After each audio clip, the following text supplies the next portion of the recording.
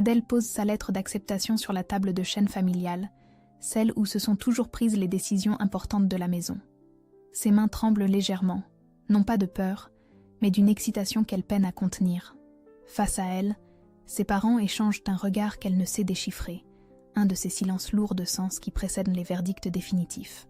La photo encadrée de Camille en toge de première année trône toujours sur la cheminée du salon, sourire éclatant figé dans l'argentique, rappel constant du succès de sa sœur jumelle.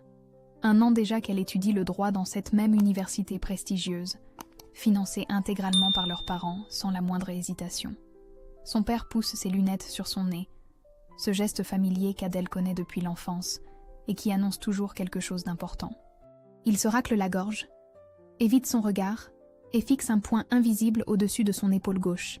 « Adèle, nous avons longuement réfléchi à ta demande. » Sa mère détourne les yeux vers la photo de Camille, comme si elle y cherchait une justification à ce qui va suivre. Ses lèvres se pincent légèrement, cette expression qu'elle prend quand elle s'apprête à prononcer quelque chose de désagréable mais qu'elle considère comme nécessaire. L'investissement que nous avons fait pour ta sœur a été considérable. Il faut être réaliste sur nos capacités financières. Le cœur d'Adèle commence à battre plus fort. Quelque chose dans le ton de sa mère, dans cette façon d'éviter son regard, lui indique que la suite ne sera pas ce qu'elle espère. Son père reprend, d'une voix froide et définitive qui ne laisse place à aucune négociation. Tes notes sont bonnes, certes, mais pas exceptionnelles. Camille a toujours été plus déterminée, plus investie dans ses études. Les mots tombent comme des pierres dans l'estomac d'Adèle. Elle sent ses ongles s'enfoncer dans ses paumes, une douleur physique qui l'aide à rester concentrée malgré le choc. Nous ne financerons pas tes études de droit. Le silence qui suit cette déclaration résonne dans toute la maison. Adèle entend distinctement le tic-tac de l'horloge du salon, sa propre respiration qui devient saccadée, et quelque part au loin, le bruit de la circulation parisienne qui continue sa course indifférente à son effondrement intérieur. Elle fixe la lettre d'acceptation posée devant elle, ces quelques lignes qui représentaient tous ses rêves, tous ses projets d'avenir. Dans un éclair de lucidité douloureuse, elle comprend que ce rejet ne concerne pas seulement l'argent. C'est un jugement sur sa valeur, sur sa légitimité à réussir, sur sa place dans cette famille où elle a toujours été la seconde, l'autre jumelle, celle qui suit. Ses parents se lèvent et quittent la pièce sans ajouter un mot, la laissant seule avec sa déception et cette lettre qui n'a plus aucun sens. Adèle reste immobile quelques instants, puis se redresse lentement, ramasse le document et murmure d'une voix qu'elle ne reconnaît pas. « Alors je le ferai seule. » Ce soir-là, installée dans sa chambre avec son ordinateur portable, elle tape méthodiquement dans le moteur de recherche. Financement, études alternatives. Une multitude de résultats s'affichent, certains rassurants, d'autres plus inquiétants. Au bout de la liste, un site web attire son attention avec une section intitulée « Opportunités discrètes pour étudiants motivés ». Adèle hésite 3 longues secondes, la souris suspendue au-dessus du lien, puis clique. 2 semaines se sont écoulées depuis le verdict familial. 2 semaines pendant lesquelles Adèle a méthodiquement transformé sa chambre en véritable bureau de campagne. Sur son petit secrétaire s'accumulent des dizaines de lettres de refus, chacune plus polie que la précédente, mais toutes portant le même message implacable. Insuffisant, inadmissible, impossible. Elle a créé un tableau Excel d'une précision chirurgicale. 47 bourses refusées, 12 prêts étudiants rejetés pour cause de revenus familiaux trop élevés. L'ironie de cette dernière mention la fait sourire amèrement chaque fois qu'elle la lit. Ses parents gagnent effectivement bien leur vie, assez bien pour financer les études de Camille sans sourciller, mais apparemment pas assez pour justifier un second investissement sur leur fille cadette de 3 minutes. Son compte épargne, alimenté par ses jobs d'été et quelques étrennes de grands-parents, affiche un solde dérisoire qui ne couvrirait même pas les frais d'inscription du premier semestre. Face à ces chiffres implacables, Adèle ressent un mélange de colère et de détermination qui la surprend elle-même. Elle refuse catégoriquement de supplier ses parents ou de leur donner la satisfaction de l'avoir échoué. Ce matin-là, elle s'installe stratégiquement dans la bibliothèque universitaire, près de l'espace café où se retrouvent habituellement les étudiants les plus aisés du campus. Elle a appris à les reconnaître. Ceux qui portent des vêtements de marque sans même y penser, qui commandent des cafés à 5 € sans regarder l'addition, qui parlent de leurs vacances aux Maldives comme d'autres évoquent un week-end en province. Armée d'un livre de droit constitutionnel qu'elle ne lit qu'à moitié, Adèle écoute discrètement leurs conversations, cherchant des indices, des pistes, n'importe quoi qui pourrait l'éclairer sur les moyens de financer ses études. C'est ainsi qu'elle surprend Sophia, une grande blonde aux ongles parfaitement manucurés, qui chuchote à son amie. « Tu savais que Léa avait trouvé un moyen génial pour payer ses études? Elle fait de la compagnie pour des businessmen. Rien de bizarre, attention, juste des dîners dans de beaux restaurants, des événements culturels. Elle dit que c'est même plutôt intéressant intellectuellement. » Son amie hausse les sourcils avec un mélange de curiosité et de scepticisme. Et ça paie vraiment bien? Apparemment, elle a couvert toute son année avec quelques soirées par mois. Le truc, c'est qu'il faut être présentable et savoir tenir une conversation. Pas donné à tout le monde. Adèle sent son cœur s'accélérer. Elle mémorise chaque mot de cette conversation, chaque intonation, comme si sa vie en dépendait. Une fois les deux filles parties, elle reste immobile quelques instants, assimilant ce qu'elle vient d'entendre. De retour dans sa chambre, elle allume son ordinateur avec une détermination nouvelle. Ses recherches l'amènent vers plusieurs sites aux noms évocateurs, compagnies de prestige, services d'accompagnement haut de gamme, rencontres culturelles pour professionnels. Tous promettent la même chose. Rémunération attractive pour jeunes femmes éduquées et raffinées. Elle lit méthodiquement les témoignages, analyse les tarifs annoncés, note soigneusement les exigences. Les chiffres qu'elle découvre lui donnent le vertige. Entre 1 000 et 3 000 euros par soirée, selon le type d'événement et la durée. En quelques sorties par mois, elle pourrait effectivement couvrir ses frais de scolarité et même ses frais de vie. Debout devant le miroir de sa chambre, Adèle s'observe avec un regard nouveau, plus objectif. Elle voit une jeune femme de 20 ans aux traits fins, aux cheveux châtains naturellement ondulés, au regard intelligent. Elle parle couramment anglais, a de bonnes bases en italien, peut tenir une conversation sur la littérature, l'art, la politique. Elle sait se tenir en société grâce à l'éducation bourgeoise que ses parents lui ont inculquée. Pour la première fois depuis des semaines, elle entrevoit une solution concrète, viable, même si elle lui donne des sueurs froides. Elle passe la soirée à rédiger un email de candidature, pesant chaque mot, relisant chaque phrase. Elle met en avant sa formation, ses qualités intellectuelles, sa discrétion. 3 fois, elle écrit et efface son message. À minuit passé, le curseur clignote toujours sur le bouton « Envoyer » et Adèle n'arrive pas à franchir ce pas définitif. Après 2 nuits d'insomnie à tourner et retourner sa décision dans tous les sens, Adèle clique finalement sur « Envoyer » à 6 heures du matin, dans le silence de sa chambre baignée par les premières lueurs de l'aube. La réponse arrive avec une rapidité qui la surprend. Rendez-vous le jour même, 15 heures, chez Elena Martineau, consultante en relations publiques. L'adresse l'amène dans le 16e arrondissement, face à un immeuble haussmannien dont la façade immaculée respire la respectabilité bourgeoise. L'ascenseur feutré l'amène au 4e étage, devant une porte ornée d'une plaque dorée sobre. Adèle inspire profondément avant de sonner. Elena Martineau a la quarantaine élégante, avec cette assurance tranquille des femmes qui ont réussi dans un monde d'hommes. Ses cheveux blonds cendrés sont tirés en un chignon parfait. Ses mains manucurées se posent délicatement sur un bureau en acajou massif. Son bureau, lumineux grâce aux grandes fenêtres donnant sur les jardins du Trocadéro, marie harmonieusement meubles design et œuvres d'art contemporain. « Asseyez-vous, Adèle. Puis-je vous appeler Adèle ?» Sa voix est douce mais ferme, celle de quelqu'un qui a l'habitude de diriger sans jamais hausser le ton. Elle observe la jeune femme avec l'œil exercé d'un expert évaluant un investissement potentiel. « J'ai lu votre candidature avec attention. Vous étudiez le droit, c'est parfait.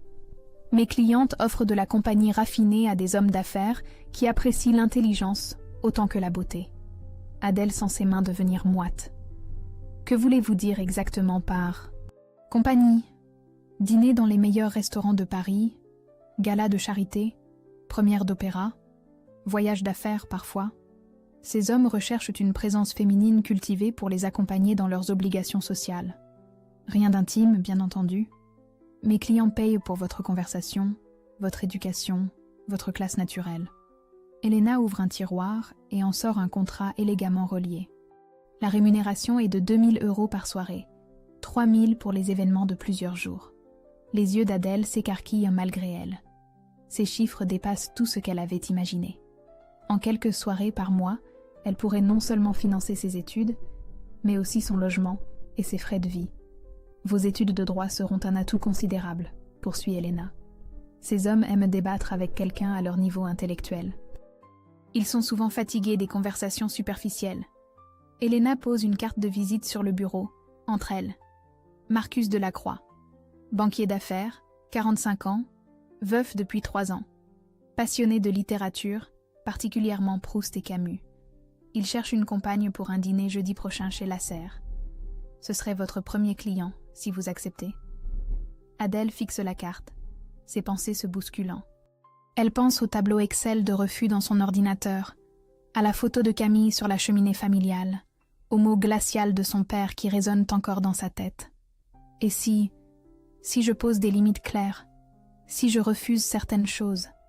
Elena sourit, et pour la première fois, son expression semble sincèrement bienveillante. C'est exactement ce qui fait votre valeur, ma chère. La distinction, les principes, l'intelligence. Ces hommes ne manquent pas d'opportunités pour des relations purement physiques. Ce qu'ils recherchent ici, c'est quelque chose de plus rare. Une vraie compagne, respectueuse et respectée. Le silence s'installe dans le bureau. Par la fenêtre, Adèle observe les passants dans la rue. Leur vie qui semble si simple, si linéaire. Elle pense à tous ces étudiants du campus qui n'ont jamais eu à se poser ce genre de questions, protégés par des familles aimantes et des comptes en banque bien garnis. Combien de temps ai-je pour réfléchir? Marcus aimerait une réponse avant demain soir. Mais Adèle? Elena se penche légèrement vers elle. Permettez-moi un conseil. Dans la vie, nous avons parfois l'occasion de prendre notre destin en main, plutôt que de subir les décisions des autres. C'est l'une de ces occasions. Adèle prend la carte de visite. Ses doigts tremblent imperceptiblement. En la glissant dans son sac, elle a l'impression de franchir une ligne invisible, de pénétrer dans un territoire inconnu, dont elle ne mesure pas encore toutes les implications.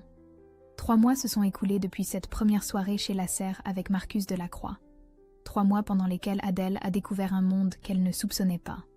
Marcus s'est révélé être exactement ce qu'Elena avait promis, un homme cultivé, respectueux, qui apprécie sincèrement sa compagnie pour des conversations sur Bergson ou les subtilités du droit européen. Leurs dîners mensuels sont devenus des parenthèses presque réconfortantes dans sa nouvelle existence compartimentée. Car Adèle maîtrise désormais l'art périlleux du double vie. Le mardi soir, elle accompagne un collectionneur d'art contemporain à une exposition privée dans le Marais, discutant avec aisance des dernières tendances du marché artistique. Le mercredi matin, elle s'installe en amphithéâtre pour un cours de procédure civile, prenant des notes méticuleuses, évitant soigneusement les groupes d'étudiants qui traînent après les cours. Cette stratégie d'évitement lui pèse plus qu'elle ne l'avait anticipé. Quand sa camarade de chambre Julie l'invite à des soirées étudiantes ou simplement à prendre un verre après les cours, Adèle invente systématiquement des excuses. Stages fictifs dans des cabinets imaginaires, emploi de tutrice qu'elle n'a jamais exercé, obligations familiales inexistantes. « Tu es vraiment mystérieuse », lui fait remarquer Julie un soir, allongée sur son lit. « On dirait que tu mènes une double vie. » Le commentaire, lancé sur le ton de la plaisanterie, fait frissonner Adèle. « Ne dis pas de bêtises. Je suis juste très investie dans mes études. Investie au point de ne jamais avoir le temps pour un café. Même Camille, qui était pourtant une bosseuse, sortait de temps en temps. » Cette mention de sa sœur jumelle pique Adèle au vif. Camille, qui n'a jamais eu à se préoccuper de financer ses études, qui peut se permettre d'être insouciante, de profiter de sa jeunesse sans arrière-pensée. Ses notes restent excellentes, chaque succès académique constituant une victoire personnelle contre le verdict parental. Mais l'isolement la ronge progressivement. Elle a commencé à consulter Dr Sarah Chen, la psychologue du campus, officiellement pour gérer la pression des études.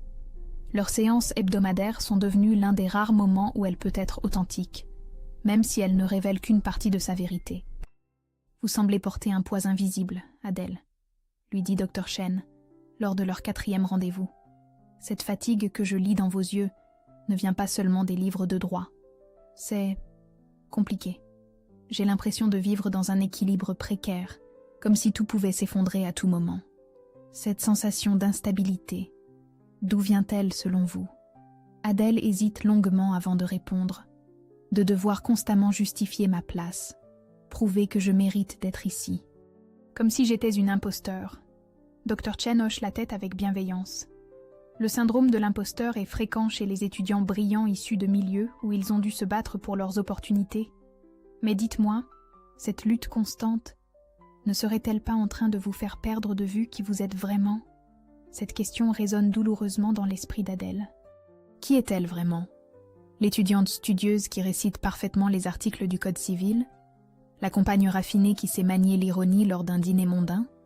Ou cette jeune femme terrifiée qui dissimule sa véritable situation à tout son entourage? Le soir même, de retour dans sa chambre, elle découvre une enveloppe glissée sous sa porte. L'écriture paternelle, reconnaissable entre mille, lui glace le sang avant même qu'elle n'ouvre le courrier. « Ma chère Adèle, j'espère que tes études se déroulent bien. Ta mère et moi sommes curieux de connaître les détails de cette bourse qui finance ton cursus. Mon ami Philippe Montereau, qui travaille dans les services financiers étudiants, aimerait en savoir plus sur cette fondation. Pourrais-tu nous transmettre les coordonnées exactes? Nous aimerions éventuellement recommander ce programme à d'autres familles. Ton père qui t'aime. » Les mains d'Adèle tremblent en repliant la lettre. Philippe Montereau, ce nom lui dit vaguement quelque chose. Son père n'a pas choisi cette formulation par hasard. C'est une investigation en bonne et due forme qui commence. Et la fondation fictive qu'elle a inventée ne résistera pas longtemps à un examen sérieux. Cette nuit-là, Adèle ne trouve pas le sommeil. Allongée dans son lit, elle entend la respiration régulière de Julie et envie sa tranquillité d'esprit. Dehors, Paris continue sa vie nocturne insouciante, indifférente aux tourments d'une jeune femme qui sent l'étau se resserrer inexorablement autour d'elle. La semaine qui suit la lettre paternelle transforme l'existence d'Adèle en véritable champ de mine. Chaque sonnerie de téléphone la fait sursauter, chaque email la glace d'angoisse. Elle passe ses nuits à échafauder des mensonges de plus en plus élaborés, créant de faux documents sur Photoshop, inventant des sites web fantômes pour donner substance à sa fondation fictive. Parallèlement, Elena lui présente un nouveau client qui fait immédiatement grimacer Adèle. Robert Moncler, la cinquantaine pesante, regard fuyant et sourire carnassier, dirige une entreprise immobilière prospère dans l'ouest parisien. Lors de leur premier entretien dans le bureau d'Elena, il détaille Adèle avec une insistance qui la met profondément mal à l'aise. « Cette jeune femme me plaît beaucoup », déclare-t-il, sans même s'adresser à elle. « J'organise un dîner d'affaires vendredi prochain. Combien pour la soirée ? 3 000 € comme convenu, répond Elena d'un ton professionnel. Adèle accompagne uniquement à des événements publics et respectables. Robert ricane légèrement. Bien sûr, tout à fait respectable. Le vendredi soir, au restaurant Le Grand Véfour, Robert se montre effectivement respectable, pendant les 40 premières minutes. Puis, profitant d'un moment où les autres convives sont absorbés par leur conversation, sa main se pose sur la cuisse d'Adèle sous la nappe. « Monsieur Moncler, je vous demande de retirer votre main immédiatement. » Sa voix est ferme, mais suffisamment basse pour ne pas attirer l'attention. Robert sourit et resserre sa prise. « Ah, allons, ma belle. Pour ce que je paie, un peu de chaleur humaine n'est pas de trop. » Adèle repousse fermement sa main et se lève avec élégance. « Je vous prie de m'excuser. J'ai soudain un malaise. Bonne soirée, messieurs. » Elle quitte le restaurant sous le regard médusé des autres invités et le sourire mauvais de Robert. Le lendemain matin, Elena la convoque avec une froideur inhabituelle. « Robert Moncler représente 15% de mon chiffre d'affaires annuel, Adèle. C'est un client fidèle depuis 4 ans. Il a dépassé les limites que vous aviez vous-même établies. Je pensais que... » « Vous pensiez quoi? Que nous étions dans un conte de fées ?» Elena se lève et fait les 100 pas derrière son bureau. « Écoutez-moi bien, ma chère. Si vous ne pouvez pas vous adapter aux exigences évolutives de mes clients, d'autres jeunes femmes le feront. Je reçois 20 candidatures par semaine. L'ultimatum est clair, comme de l'eau de roche. Accepter les nouvelles conditions de Robert, ou perdre sa source de revenus, et par conséquent, ses études. » Adèle sent l'étau se resserrer dangereusement. Cette même semaine, Julie remarque qu'Adèle reçoit régulièrement des livraisons de robes coûteuses, des soins esthétiques qu'elle n'avait pas les moyens de s'offrir auparavant. « D'où vient tout cet argent, Adèle ? Ce stage que tu mentionnes ne peut pas payer tout ça. » Ma grand-mère me gâte un peu en ce moment. Elle est fière de mes résultats. Ta grand-mère que tu n'as jamais mentionnée en 2 ans de colocation. Julie n'est pas dupe. Son regard investigateur met Adèle de plus en plus mal à l'aise. Entre Elena qui la menace, Robert qui la harcèle et Julie qui la soupçonne, elle se sent prise dans un étau qui se resserre de jour en jour. Le coup de grâce arrive sous la forme d'un message vocal que Robert laisse sur son téléphone personnel un mardi soir. Bonsoir Adèle. J'espère que vous avez réfléchi à notre petit malentendu de vendredi dernier. J'ai quelques photos intéressantes de vous entrant dans l'immeuble d'Elena. Il serait dommage que votre faculté de droit les découvre par hasard, vous ne trouvez pas? Nous nous reverrons très bientôt, j'en suis certain. Adèle écoute ce message 3 fois avant de réaliser pleinement ce qui lui arrive. Robert la fait chanter. Et le pire, c'est qu'elle se retrouve sans défense face à ces menaces. Si ces photos arrivent à la faculté, sa réputation sera détruite, ses chances de devenir avocate anéanties. Cette nuit-là, recroquevillée dans son lit, elle pleure pour la première fois depuis des mois. Des larmes de rage, d'impuissance et de terreur mélangées. Elle qui pensait contrôler la situation, découvre qu'elle n'était qu'une pièce sur un échiquier dont les règles lui échappent complètement. Au petit matin, épuisée mais déterminée, elle prend une décision qui va changer le cours de son histoire. Elle va utiliser ses connaissances juridiques naissantes pour se défendre. Si Robert veut jouer aux échecs, elle va lui montrer qu'elle aussi sait déplacer ses pions. Adèle passe le week-end enfermée dans sa chambre, transformant sa table de travail en véritable centre opérationnel. Ses cours de droit procédural lui reviennent en mémoire. Documentation, preuves, témoignages. Si Robert veut jouer aux échecs, elle va utiliser ses pions légaux. Elle installe discrètement une application d'enregistrement sur son téléphone et commence à documenter chaque interaction suspecte. Lundi matin, sa stratégie prend une tournure inattendue. En recherchant Robert Moncler sur LinkedIn pour mieux connaître son adversaire, elle découvre qu'il a un fils, James Moncler, étudiant en droit à l'Université Paris-Dauphine. Son profil révèle un jeune homme engagé dans l'aide juridique gratuite, militant pour les droits des étudiants précaires. L'ironie de la situation lui donne le vertige. « Tu connais James Moncler ?» demande-t-elle négligemment à Julie pendant le déjeuner. Le type de Dauphine qui organise les permanences juridiques gratuites ? Oui, pourquoi ? Simple curiosité. Il a l'air... intéressant. Julie sourit avec malice. « Ah ! Enfin, un garçon qui t'intéresse. Tu devrais venir au forum interuniversité jeudi. Il y sera pour présenter son association. » Le jeudi soir, dans l'amphithéâtre bondé de la Sorbonne, Adèle observe James discrètement depuis le fond de la salle. Grand, châtain, lunettes fines, il parle avec passion des injustices du système éducatif français. Ses mots résonnent douloureusement avec sa propre situation. L'exploitation financière des étudiants vulnérables est un fléau invisible, déclare-t-il au micro. Ces jeunes acceptent des situations dangereuses par désespoir, sans recours légal efficace. Après la conférence, Julie l'entraîne vers le stand de James. Les présentations se font naturellement, et Adèle se retrouve face au fils de son bourreau. « Votre intervention m'a beaucoup touchée », dit-elle en serrant sa main. « J'aimerais en savoir plus sur vos actions concrètes. C'est un sujet qui me tient à cœur. Mon père... » James marque une pause douloureuse. « Disons que j'ai grandi en observant certaines pratiques que je désapprouve profondément. » Cette confidence inattendue électrise Adèle. Peut-être a-t-elle trouvé un allié insoupçonné. Accepteriez-vous de prendre un café pour en discuter ? J'ai des questions sur les recours possibles dans certaines situations. Bien sûr. Mais attention, je ne peux donner que des conseils généraux, pas de consultation juridique officielle. Ils se retrouvent le lendemain dans un café près du Panthéon. James écoute attentivement, tandis qu'Adèle expose un cas hypothétique. Une étudiante contrainte à des services d'accompagnement, menacée de chantage par un client influent.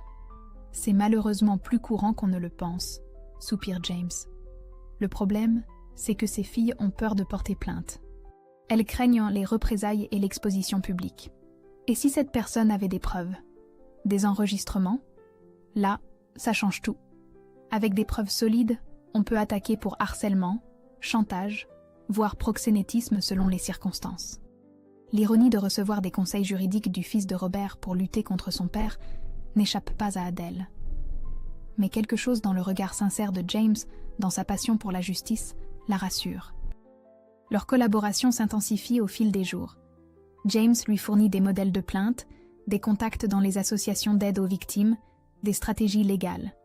Sans le savoir, il arme sa propre famille contre son père. Mais cette proximité dangereuse finit par exploser de la pire manière possible. Un soir, en sortant de la bibliothèque avec James, Adèle tombe nez à nez avec Robert Moncler devant l'entrée principale de l'université. « Tiens, tiens !» Le sourire de Robert est glacial. Quelle charmante surprise! James se fige en reconnaissant son père. « Papa, qu'est-ce que tu fais ici? Je venais récupérer des documents à l'administration, mais je vois que tu as de la... compagnie. » Le regard de Robert se pose sur Adèle avec une intensité malsaine qui fait frissonner la jeune femme. Il sait exactement qui elle est. Elle le lit dans ses yeux. « James, je te présente. Comment dites-vous que vous vous appelez déjà ?» La voix de Robert dégouline de menaces contenues. Adèle sent le piège se refermer inexorablement autour d'elle. En quelques secondes, toute sa stratégie s'effondre. Robert tient désormais un moyen de pression infiniment plus puissant que de simples photos. Il peut détruire sa relation naissante avec James et révéler son secret au moment le plus dévastateur possible. Le silence qui suit la question de Robert résonne comme un coup de tonnerre. James regarde alternativement son père et Adèle, sentant confusément qu'il assiste à quelque chose qui le dépasse. L'air devient électrique, chargé de non-dits et de menaces voilées. « Adèle Moreau, » répond-elle d'une voix qu'elle espère ferme, « étudiante en droit, comme votre fils. » Moreau... Robert savoure le nom comme un prédateur goûte sa proie. Ce nom me dit quelque chose. N'êtes-vous pas... comment dire... polyvalente dans vos activités? James fronce les sourcils. « Papa, de quoi tu parles? » « Oh, rien d'important. Juste que mademoiselle Moreau et moi nous sommes déjà croisés dans des... circonstances professionnelles. N'est-ce pas, ma chère ?» Adèle sent le piège se refermer inexorablement. Chaque mot de Robert est une lame qui entaille sa nouvelle existence. Elle voit dans le regard de James une confusion grandissante qui lui brise le cœur. « Je ne vois pas de quoi vous voulez parler, monsieur Moncler. »« Vraiment ?» Robert sort son téléphone avec une lenteur calculée. « J'ai quelques photos qui pourraient rafraîchir votre mémoire. Et celle de mon fils, par la même occasion. »« Papa, qu'est-ce que ça signifie ?» La voix de James durcit. « Tu connais Adèle ? Connais est un bien grand mot. Disons que nous avons collaboré récemment. Une collaboration très intime. » Le monde d'Adèle s'effondre. Elle voit James reculer instinctivement, le dégoût et la compréhension se mêlant sur son visage. Dans ses yeux, elle lit la mort de tout ce qui commençait à naître entre eux. « James, ce n'est pas ce que tu crois. »« Ah non ?» Robert jubile. « Alors vous n'étiez pas payé 3 000 € pour m'accompagner au Grand Véfour il y a 2 semaines ?» James devient livide. Sa voix tremble de rage contenue. « Tu as payé Adèle pour... » « Mon Dieu, papa, jusqu'où iras-tu ?»« Moi ? Mais je ne fais que répondre à une offre de service parfaitement légale. N'est-ce pas, mademoiselle ?» Adèle sent les larmes lui monter aux yeux, mais refuse de pleurer devant Robert.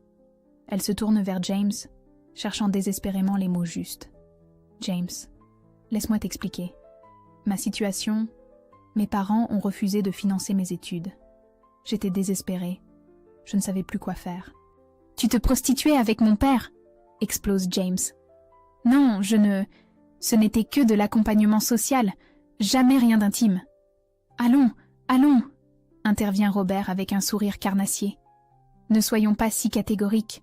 Nos soirées étaient pleines de... promesses. » James recule encore, le visage déformé par la nausée. « Vous me donnez envie de vomir, tous les deux. » Il tourne les talons et s'éloigne rapidement, laissant Adèle seule face à Robert, qui savoure visiblement son triomphe. « Bravo !» soupire Adèle. « Vous venez de détruire votre propre fils pour me faire du mal. Mon fils survivra. Il a toujours été trop idéaliste. Mais vous, ma chère, vous allez apprendre ce qui arrive quand on refuse mes avances. Vous me menacez ? Je vous informe. Mes photos vont faire le tour de votre université d'ici demain matin. À moins que... » « À moins que quoi ?» Robert se rapproche dangereusement, son haleine empestant le cigare et l'alcool. « À moins que vous ne deveniez plus... coopérative, disons, ce week-end, dans ma maison de Deauville. Juste nous deux. Adèle recule, révoltée. Jamais. Dans ce cas, préparez-vous à expliquer à vos professeurs pourquoi vous vendez vos charmes pour payer vos études. Je doute que votre brillant avenir d'avocate survive à ce scandale. Il s'éloigne en sifflotant, laissant Adèle tremblante de rage et de terreur. Son téléphone vibre. Un message de Julie l'attend, ainsi qu'un appel manqué de ses parents. Robert a déjà commencé à mettre ses menaces à exécution. Cette nuit-là, Adèle ne ferme pas l'œil. Assise devant son ordinateur, elle rédige méticuleusement sa stratégie de contre-attaque.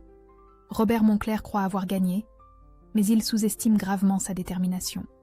Elle va utiliser chaque leçon de droit apprise, chaque enregistrement secret collecté, chaque contact que James lui a fourni sans le savoir. Si Robert veut la guerre, il l'aura. Mais cette fois, Adèle ne sera plus la victime silencieuse qu'il imagine pouvoir manipuler. À 6h du matin, Adèle compose le numéro de l'association d'aide aux victimes que James lui avait transmis. Sa voix ne tremble plus. Elle a passé la nuit à transformer sa peur en arme juridique. Maître Catherine Delorme, avocate spécialisée dans les violences faites aux femmes, accepte de la recevoir dans l'heure. J'ai des enregistrements de ses menaces, des photos horodatées de nos rencontres et des témoins qui peuvent attester de son comportement, explique Adèle en étalant méthodiquement ses preuves sur le bureau. C'est du solide, reconnaît Maître Delorme en examinant les documents. Harcèlement, chantage, tentative de contrainte sexuelle. On peut l'attaquer sur plusieurs fronts. Mais êtes-vous prête aux conséquences médiatiques? Plus que jamais. Pendant qu'Adèle monte son dossier juridique, Julie fait irruption dans leur chambre, le visage défait. « Adèle, tes parents viennent d'appeler. Ils arrivent à cet après-midi. Ils ont reçu des photos. » Le cœur d'Adèle se serre, mais elle reste droite. « Parfait. Il était temps qu'on ait cette conversation. » L'affrontement familial a lieu dans le salon de leur petit appartement. Ses parents sont livides, sa mère triture nerveusement son sac à main, tandis que son père brandit les photos comme des preuves accablantes. « Comment as-tu pu nous faire ça ?» La voix de sa mère vibre de honte et de colère. « Nous déshonorer ainsi. »« Vous déshonorer ?» Adèle se lève, galvanisée par des mois de rage contenue. « Vous m'avez abandonnée. Vous avez financé Camille sans hésiter. Et vous m'avez dit que je ne méritais pas la même chance. Tes notes n'étaient pas... » « Mes notes ?» Adèle sort ses relevés universitaires. « J'ai la meilleure moyenne de ma promotion. J'ai réussi malgré vous, pas grâce à vous. » Son père blêmit en découvrant ses résultats exceptionnels. « Nous ne savions pas. » « Vous ne saviez pas parce que vous ne vous êtes jamais donné la peine de demander.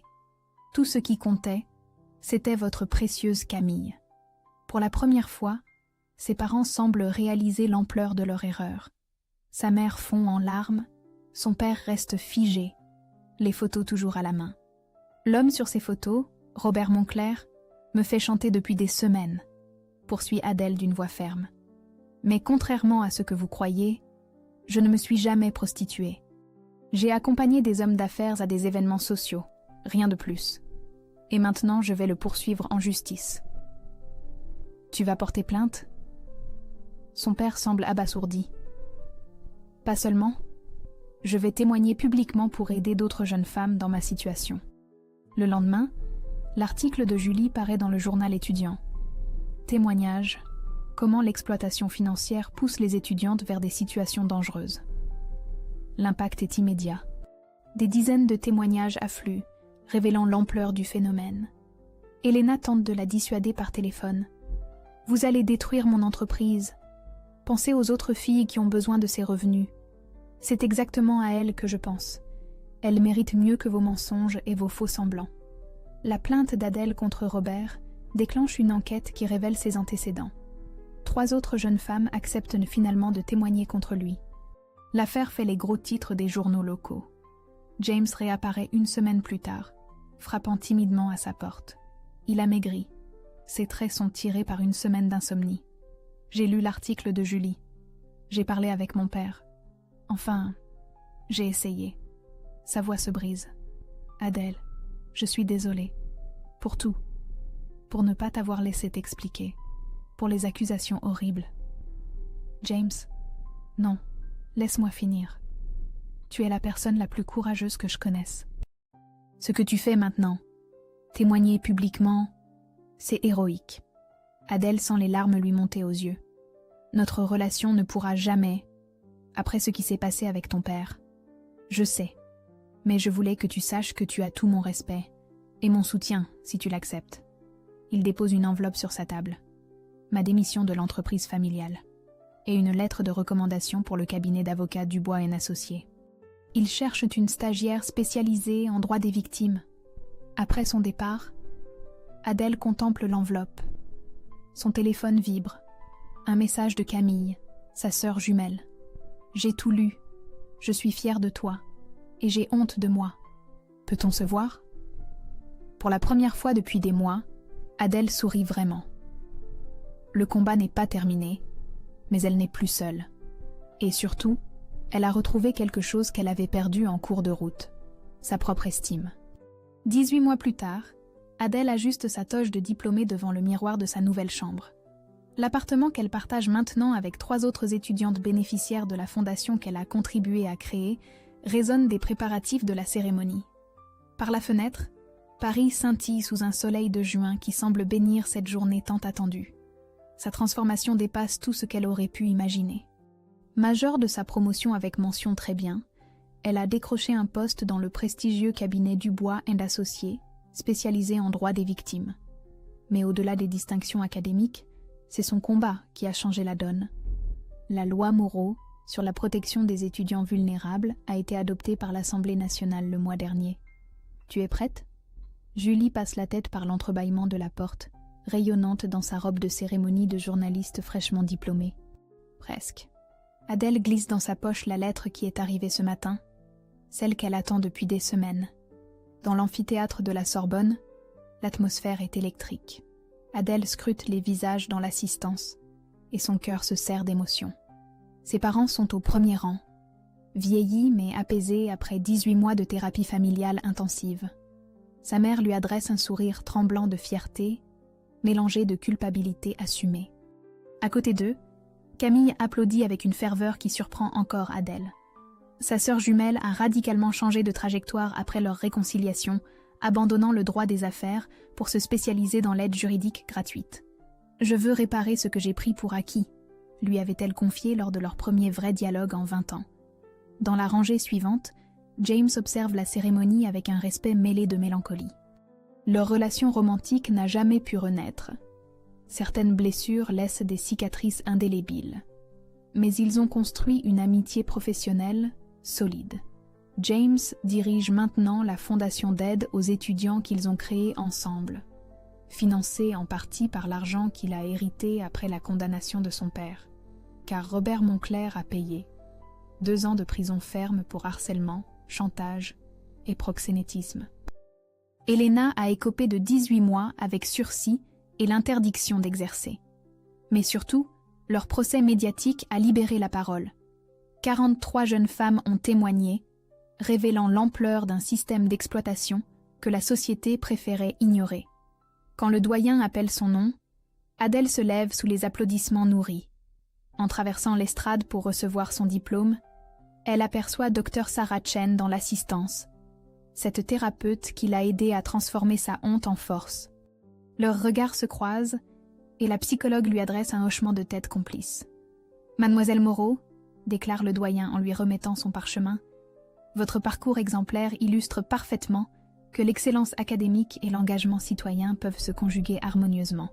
Félicitations. » Mais le moment le plus émouvant arrive lorsqu'Adèle prend la parole au nom de sa promotion. Ces mots, soigneusement pesés, résonnent dans l'amphithéâtre silencieux. Il y a 4 ans, on m'a dit que je ne méritais pas le financement de mes études. Aujourd'hui, je comprends que cette épreuve, aussi douloureuse soit-elle, m'a menée exactement là où je devais être. Non pas malgré mes cicatrices, mais grâce à elle. Elle sort la lettre de sa poche. Ses mains tremblent légèrement. Ce matin, j'ai reçu la confirmation que la Cour européenne des droits de l'homme a retenu notre dossier sur la protection des étudiants précaires. Notre combat dépasse maintenant les frontières de la France. Les applaudissements éclatent, mais Adèle lève la main pour continuer. Je dédie ce succès à toutes les jeunes femmes qui, comme moi, ont dû faire des choix impossibles par désespoir. Votre valeur ne se mesure pas aux circonstances qui vous ont mené là où vous êtes, mais à ce que vous choisissez d'en faire. Après la cérémonie, Dans le petit restaurant où sa famille reconstituée célèbre son diplôme, son père se lève pour porter un toast. L'homme qu'il avait rejeté 4 ans plus tôt a les larmes aux yeux. Adèle, nous nous sommes trompés, gravement trompés. Tu ne méritais pas seulement notre soutien financier, tu méritais notre admiration inconditionnelle. Tu l'as obtenu à la force de tes convictions et de ton courage. Il marque une pause, la voix brisée par l'émotion. Tu nous as appris que la valeur d'une personne ne se donne pas, elle se révèle. Et toi, ma fille, tu as révélé la tienne au monde entier. Le lendemain matin, dans son nouveau bureau au mur encore nu, Adèle accroche sa photo de diplômée à côté d'une phrase encadrée. La résilience n'est pas ce qui nous arrive, mais ce que nous en faisons. Sa première cliente frappe à la porte. Océane, 19 ans, étudiante en médecine dans une situation familiale qui rappelle douloureusement à Adèle ses propres débuts. Maître Moreau, j'ai lu votre livre, j'ai suivi votre procès. Je ne sais plus quoi faire. Mes parents... Adèle l'invite à s'asseoir, et dans les yeux terrifiés de cette jeune femme, elle retrouve le reflet de ce qu'elle était 4 ans plus tôt. Mais cette fois, elle est de l'autre côté du bureau, armée de ses diplômes, de son expérience, et surtout de cette certitude inébranlable qu'elle a payée si cher. « Océane, dit-elle d'une voix douce mais ferme, la première chose que vous devez comprendre, c'est que votre parcours ne définit pas votre valeur, mais votre réaction à ce parcours révèle qui vous êtes vraiment. Alors, qui voulez-vous être ? Dehors, Paris continue sa course effervescente, indifférente aux destins individuels qui se tissent dans ses murs. Mais dans ce petit bureau de la rue Saint-Jacques, une nouvelle histoire de résilience vient de commencer, guidée par une femme qui a transformé ses blessures en lumière pour éclairer le chemin des autres.